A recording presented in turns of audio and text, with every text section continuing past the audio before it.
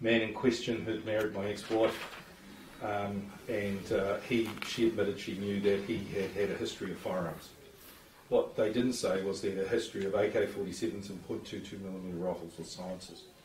Jared Savage actually followed my case for 4 years before he'd write it because he said no one would believe me.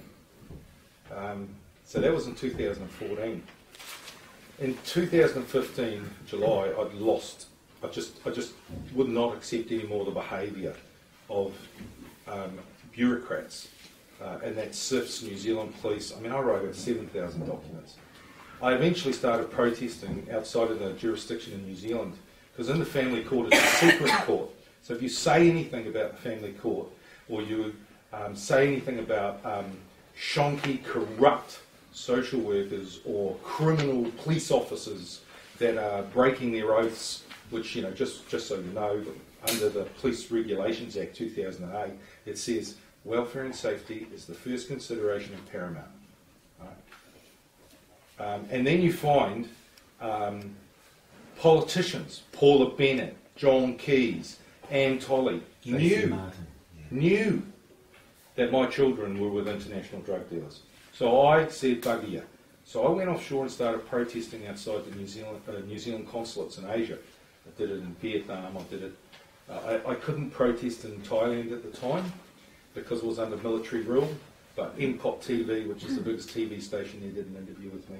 I went to the Philippines, I met President Duterte, I went to Indonesia, I met Joko. And they were all saying to me, well, why are you not shooting these drug dealers? We are.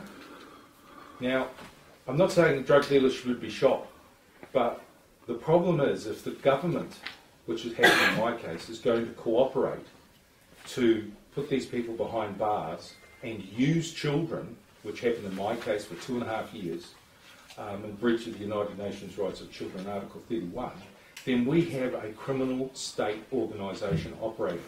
And in my particular case, and I'm going to tell you this, you probably don't realise it, but it's happening in most of your cases, is it is not just one department. It is the state en masse, right?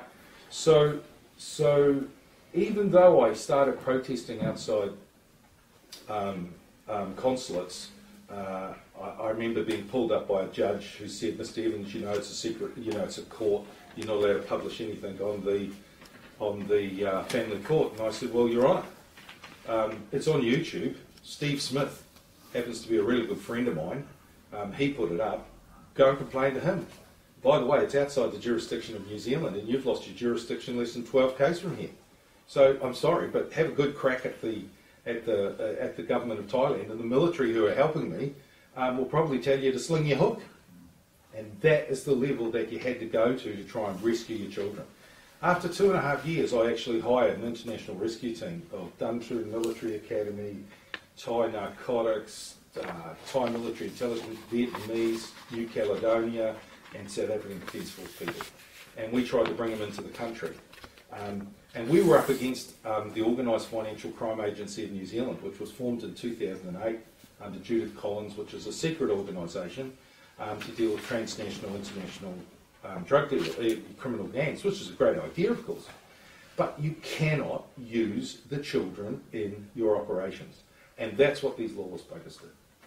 And so through that process, I started Families for Justice with a whole lot of other people. And, well, it wasn't just me. There was Al Henry over there. I look around the room and I see a lot of Families for Justice people. And we are disenfranchised New Zealanders that are being abused by the state. That's right. And the problem that you have, and I'll go on to it in a minute, is that the social worker lies. Geez, do they lie. Oh, yeah. And they fabricate evidence, which is then passed on to the New Zealand Police, which is then put on your National Intelligence Database. And then that information is given to a judge, and the judge rubber stamps it because he's corrupt, or she. And in my case, back in 2014, the judge said Mr. Evans had brought the application to remove the children more to embarrass the mother than the best interests of the children. When I had guys these guys were now doing life in prison, just so you know. And we've got a whole lot of women arrested as well, so it's a non-gender biased thing, right? And, you know, the fact that they tried to kill me, Police didn't do anything. Since then, the police have become very vindictive, and they've removed my security license. And so now I can't operate a security organisation. Now I'm going to tell you this, I think I'm probably one of the safest people in New Zealand if you've got to take some bad people on. Right, the National Intelligence Database, the reason I know about this is because we were a security organisation. Now, the National Intelligence Database is run by the New Zealand Police.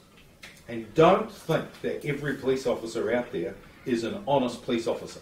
I'm sorry to tell you, but that was 30 years ago. The problem is that the quality of some of these police officers that are being employed today and the way they profile these people is they want people that are dumb, say yes, and follow instructions. They don't want people that are compassionate, that are trying to work with disenfranchised people, or listen to a story. They just want to put you in jail. And the laws that are coming through in the next few months, I mean, you go to my Facebook, I think I listed them down the other day. The new laws that are coming through are unbelievable. They must be breaching human rights. Well, at least the ones that I've looked at. So, you know, under your human rights, one of the things, the United Nations human rights, is you're not allowed to attack a person's reputation under your civil and political rights, Article 17. But you go and try and find that in our statutes. It doesn't exist. So they can say anything about you, and you do not know what they're saying. They are fabricating evidence against you every single day. And what other people, you know, we're working with George Block at the Otago Daily Times, and he recently, thankfully, listened to me after a long time and did an Official Information Act request. And he said, it's come out. 1.9 million New Zealanders are being monitored through the flagging system of the National Intelligence Database. And there's 126 different types of flags. That's 40% of New Zealand.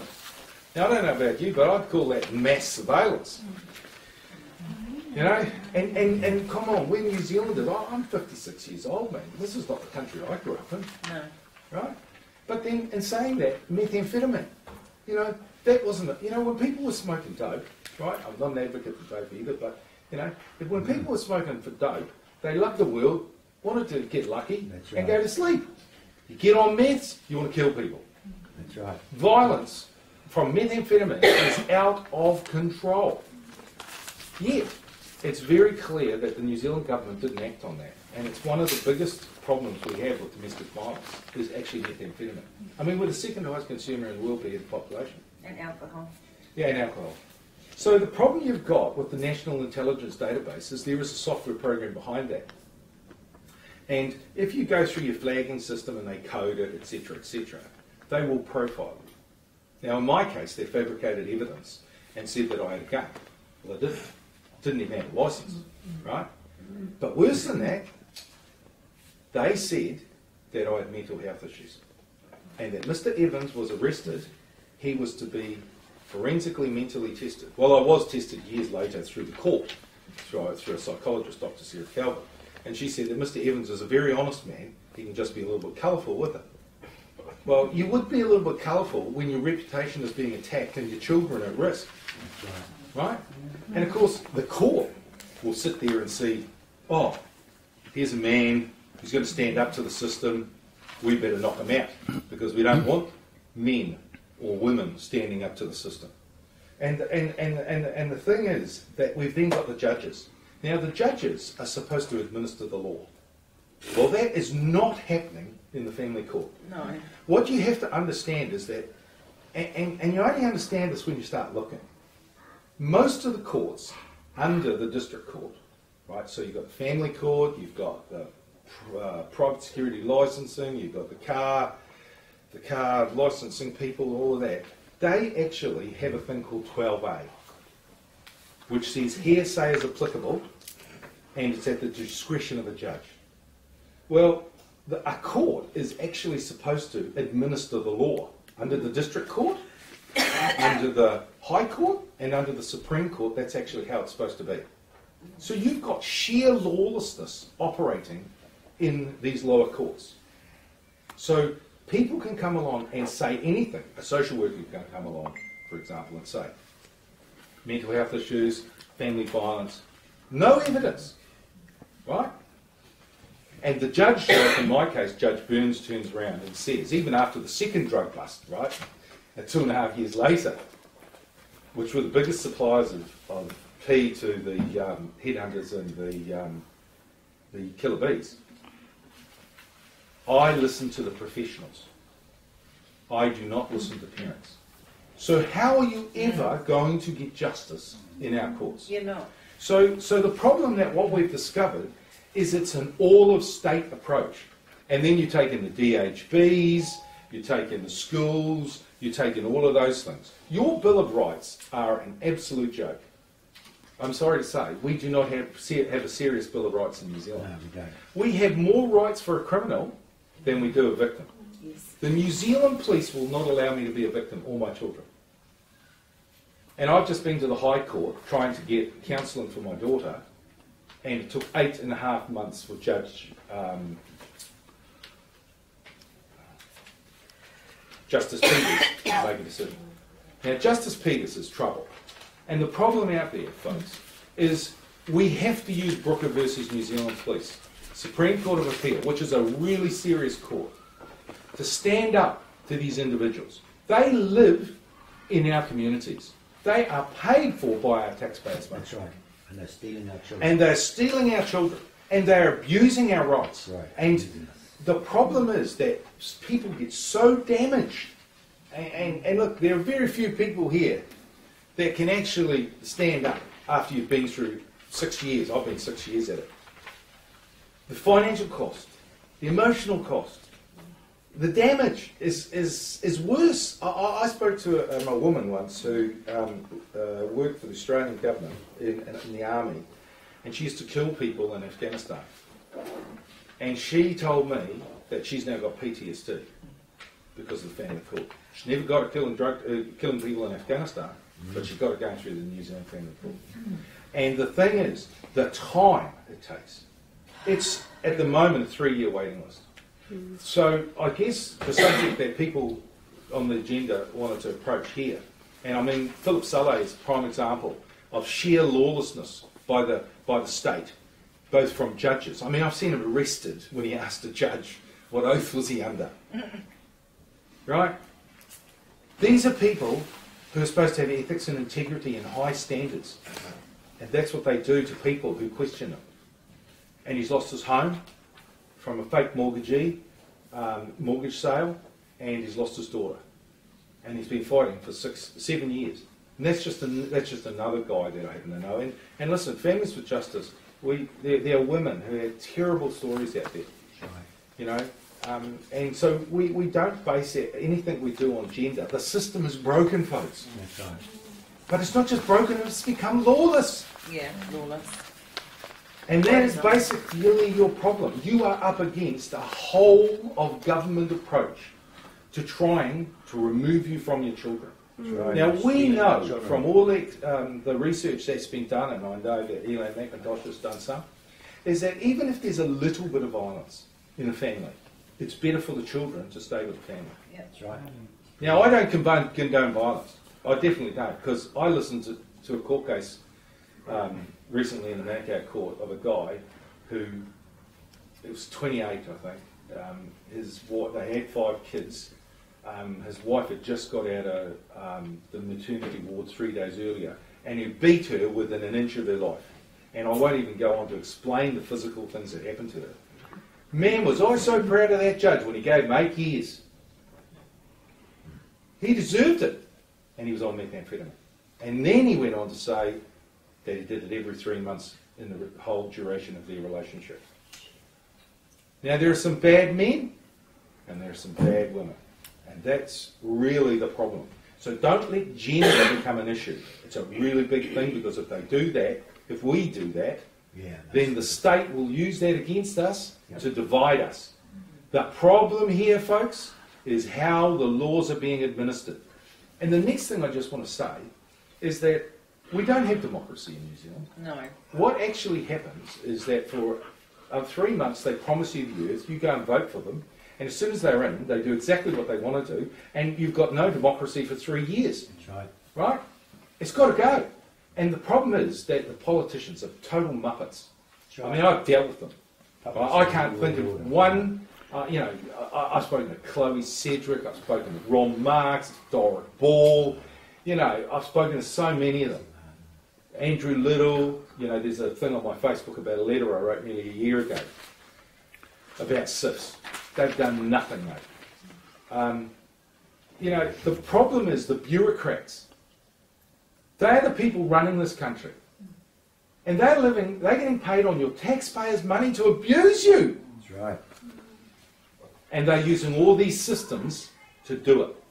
Now, if you as a parent or a kid have been in SIF's care, you're in trouble. Get out of this country. You have been profiled and your children will be targeted next. This is not a healthy system. It sure isn't a system where you need to wrap around services around some of these people. Look, I acknowledge some people shouldn't have their kids, whether it's been mental health, domestic violence or drugs. I acknowledge that. But the problem is that the grab-all situation by the system is attacking more good parents than bad by a long shot. Yep. And I don't think that going into politics is going to help us. Because at the end of the day, you have whips and whatever, and you follow the policy. That's what you're told to do. The thing is, we need to take it to the homes of those bureaucrats. Yes. That is the only way future. At least that's my opinion. That may not be the opinion of the total group here. But fabricating evidence, which these people are doing on our National Intelligence Database, is the breach of the Crimes Act, Crimes Act Section 113. You are not allowed to elude in the minds of others information that may not be true. Yeah, but they do it all the time. And they do it daily. And it's not good enough. This is not the country I grew up in. And you've got a choice. I know that New Zealand is a sleepy country, and I know with all the research that we've done is that we sat outside some food towns in Auckland and we interviewed people coming out.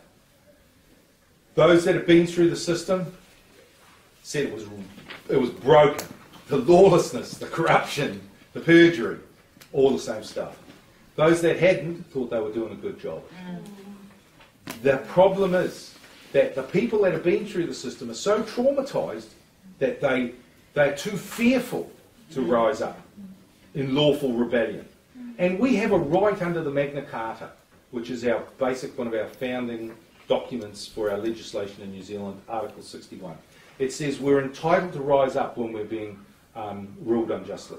Sure. Now, I'm not suggesting civil war, but I'm saying we have every right to lawfully stand at those people's houses and protest outside them, because if we do, there won't be social workers because they won't want to be a social worker. They'll find another job, and there will be no way that Grania Mosque can get up and say, I should be given a score of 7 out of 10, when 220 children have been abused in SIF's care in 6 months. And that's only the ones that are reported. So this National Intelligence Database, you must apply under the Privacy Act and the Official Information Act. And if anybody wants, I can give you a draft document. Elaine might have a copy. Because you do not know what they're saying about you. And they go to court, the judge sees the National Intelligence Database and says, mental health, sexual abuse, and there's nothing. Be careful. Be safe out there. Don't trust the state. Don't go to SIFs for help. And don't go to the police for help. You can see it in our eyes.